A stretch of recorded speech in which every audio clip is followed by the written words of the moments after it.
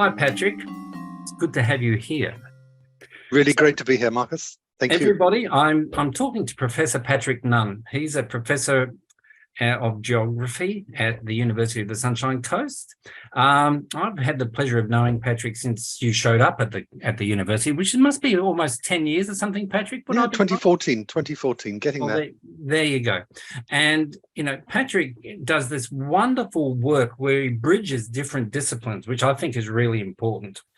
He's published a few books, both of which I've got at my office at the university because I love to wave them around like this. So you have to imagine I'm holding one of Patrick's books. And I'll put up some details on some of Patrick's published work for you. So you can, if you're interested, you can follow it up. But for me, I'm going to start off with one of the most recent things that you've done, Patrick, which you and your wife Rosie published this lovely article on Kathak in Kerala, I think it is in India, right? It's a place actually I haven't been to, and I've been to a lot of places in India, but I've been close there. I was in Mysore and in Bangalore at one time.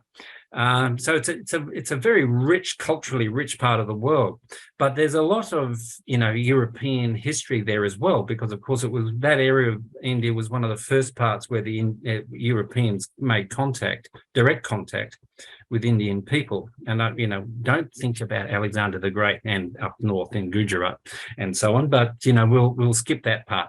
So Patrick, you wrote that wonderful paper, and it's a very interesting paper because it fuses the historical with the geological shifts and so on. You're doing some super sleuthing and around. You're having to infer certain things based on silences in the material as well. So I thought that was really, really interesting. So I'm going to hand the baton to you and say, tell us how you got to be this kind of academic, because you started out, if I understand correctly, as a geologist. So can you give us a little synopsis before we leap into the questions that I've got for you? Well, that's the problem when you get to a certain point in your life, the synopsis tends to take quite a long time. But look, for the sake of everyone struggling to listen to this, yes, I did start off as a geologist. My first degree was in geography and geology, and then I went on to do a PhD in London at the sort of the interface of geography and geology, and then couldn't find a job in the UK at the time, so went out to the University of the South Pacific, which is an international university that serves 12 Pacific Island countries, a great place. And I thought I'd go out there for 3 years and then go back to the UK, to London, and spend the rest of my life as some aging professor studying the kinds of things that I'd done for my PhD, but I didn't. It was the greatest break of my life, if you like, and got out to the University of the South Pacific, based at its main teaching campus in Fiji, and stayed there for more than 2 decades, more than 20 years, and thoroughly immersed myself in Pacific Island cultures and Pacific Island worldviews, and learnt that there are different ways of looking at the world and different ways of understanding the world, and that the ways of Western science in which I was trained are not the only ways of looking at the world. So look, I've had a journey that has been intensely conventionally scientific, but it's also taught me that there are different ways of looking at the same thing, and you can't simply claim that your particular way is valid because it's yours. So I think that's an important point. But look, going back to me, since you asked about me just very briefly, after my stint for more than 20 years in the Pacific, I moved to Australia in 2010, and have ended up at the University of the Sunshine Coast as a research professor in geography, and really see my role here as investigating anything that I feel qualified to investigate, and working with people who are interested in working with me, including Dr. Marcus Bussey. And so, yes, I've had an incredibly fulfilling career as a researcher. Mm. And that's a great synopsis, Patrick, and wasn't too long. You're one of the things that I appreciate about you is the fact that you've taken the science and you've made it accessible. Your books are very readable books, and they're published not with a hardcore academic publisher, but Bloomsbury is a thoughtful publisher, but it's not there as an academic publisher publishing, very esoteric things. Your books on, the sunken lands and so on, or memory and the use and the way memory works. So your use of oral history, something that I think started with your work on the hill forts in Fiji, right? Correct? That's correct. Yep, that's right. Yeah. So, I mean, that's very, very interesting. So, but I will come to that because I think that relates very much to our second question. But my first question for you, Patrick, is, what do you see the purpose of research as, from your perspective? Well, we live in a world that is still not well known, and a lot of our understandings are culturally filtered understandings. And look, if that sounds a bit pretentious, it's not meant to be. If you grew up in Australia, you've no doubt been educated in the Australian curriculum, which is different to the Indonesian curriculum, which is different to, the native Hawaiian curriculum, which is different to what they teach in Africa. So, and it's different to what, often your grandparents would have told you about the world. So there are different ways of looking at the world. There are lots of things we don't understand about the world. And look, jumping back to the point that Marcus just made, which is about writing books that people can understand, I've come to realize that this is really important, that anyone can write something and dress it up in language that ordinary people can't understand. And what's the purpose of that? I know there is a purpose, but is it as valid a purpose as writing simply and clearly for as many people as can pick up your work and try and read it? Now, I'm not saying that academics should only do that. I mean, I think you need to have a balance. So, you're writing for an academic audience, but at the same time, you're writing articles in The Conversation, you're writing articles for The Guardian and things like that, that everyone can understand. And then coming back to the key question, Marcus, what is the purpose of research? It's to push back the frontiers of knowledge. There's so much out there we don't understand. We like to delude ourselves, I think, sometimes and say, oh, well, we do understand it.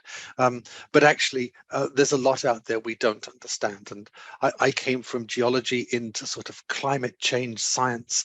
And a lot of the research I've done over the last 20 years has been in the area of climate change.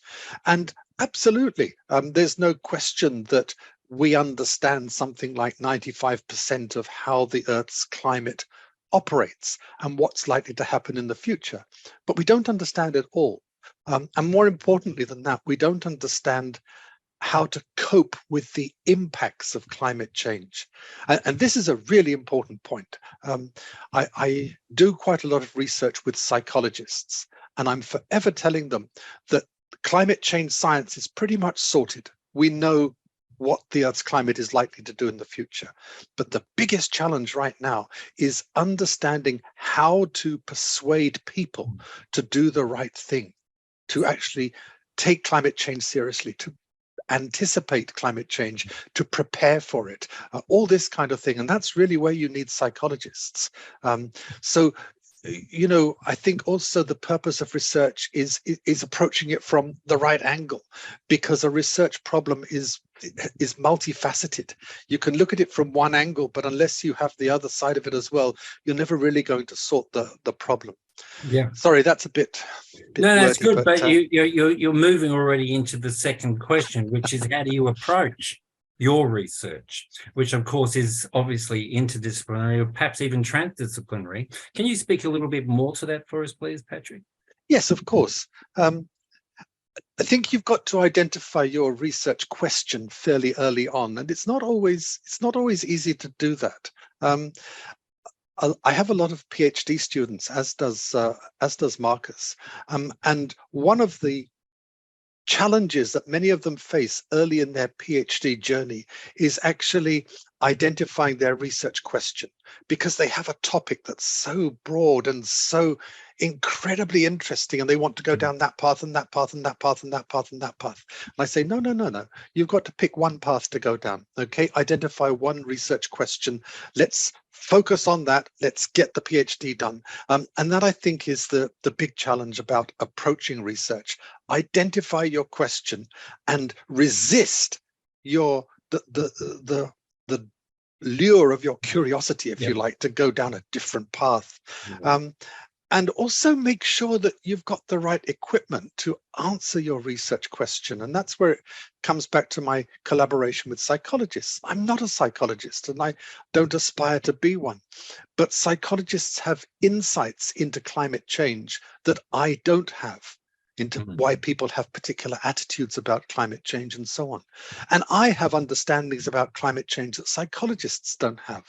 So by coming together, we can approach this problem about how to get people to take climate change seriously. We can approach that problem together, and we can feed off each other, if you like, and produce something that's really meaningful. And the last point that I'd make on that is that a lot of the research questions, the big research questions these days, don't align well with traditional disciplines. You know, they're not a historical research question. They're not a chemist's research question. They straddle disciplines, and they need people coming together from different disciplines to contribute knowledge about particular aspects of that research. Yep, that's so very true, Patrick. And I might, well, I will. I'll ask you right now if you could send us an example of one of your works with Katrina Nunn or whoever it is that you've been working with in the psychology area, so that I can actually share that with listeners. So that would be great. So the next question really is can you just speak? And again, the conversation is working in this direction anyway. Can you speak to one of your research projects that currently that you're working on, just to give us a snapshot, a little glimpse into what you're doing in one of these areas?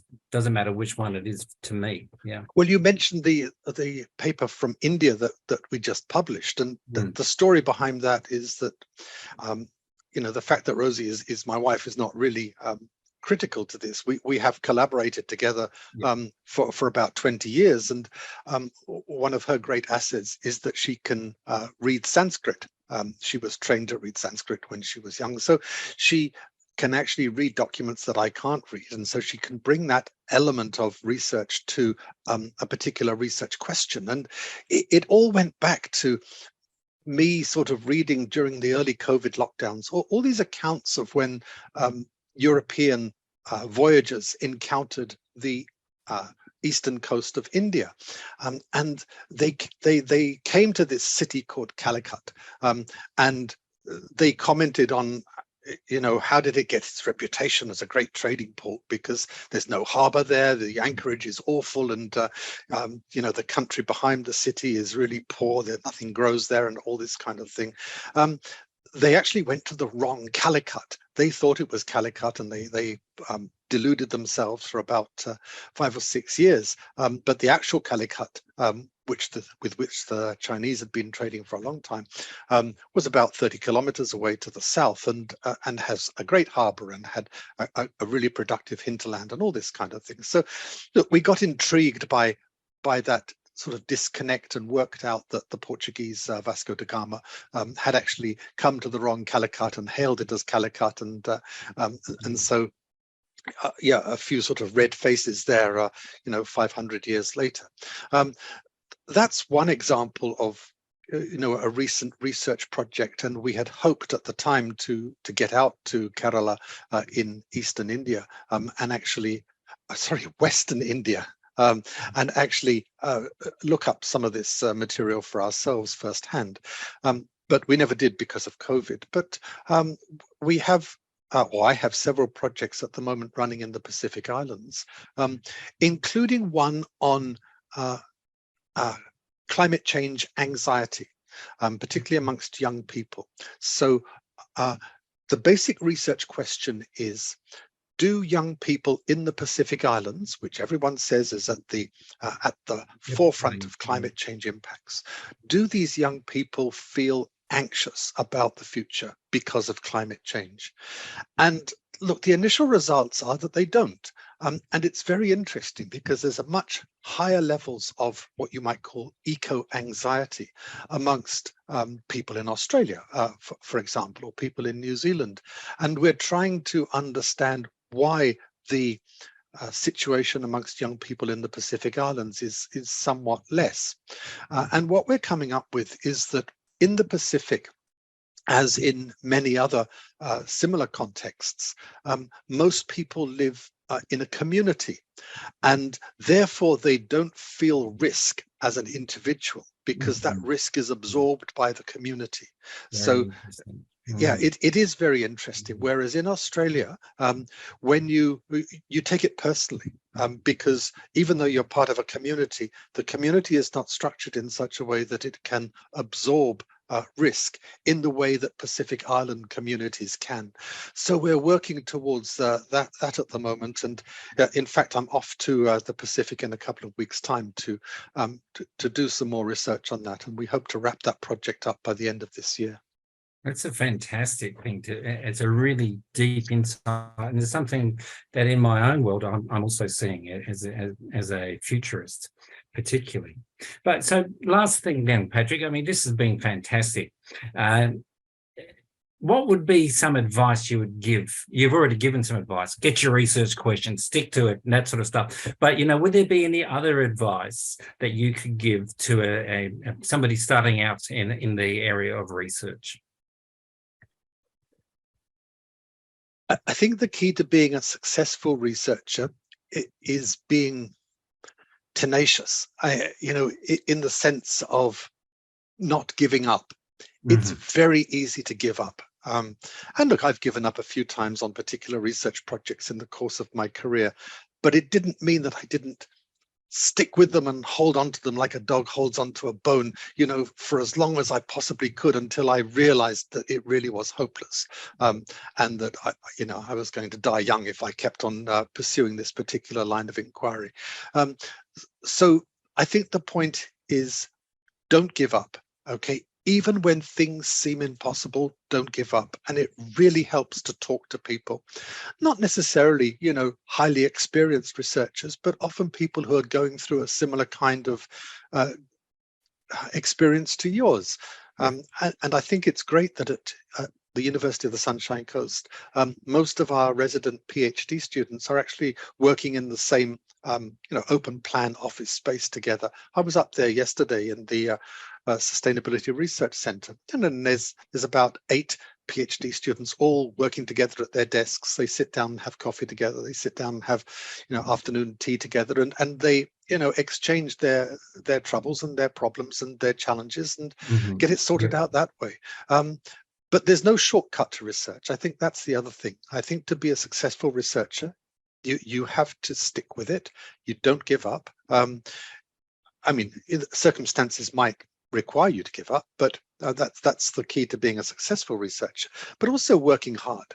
And again, this is not for everyone. But certainly when I was doing my PhD, I was literally working probably sort of 16-hour days to try and get all the data in order to try and write it up. It was the hardest I've ever worked in my life. And even today, a few decades later, I'm still would normally work 10 hours a day or something like that. Yeah, I'm very lucky in that I have a very supportive family environment. I have a nice library to work in. So all of these things have benefited me as a researcher. But look, I think the bottom line is working hard and not giving up easily. Yeah, beautiful, Patrick. I appreciate that. Good to talk to you. I think we can stop here. I just want to thank Wonderful. you for giving me this time, or giving us all this time. You're Thank you most so welcome, much. Marcus. It's been a pleasure.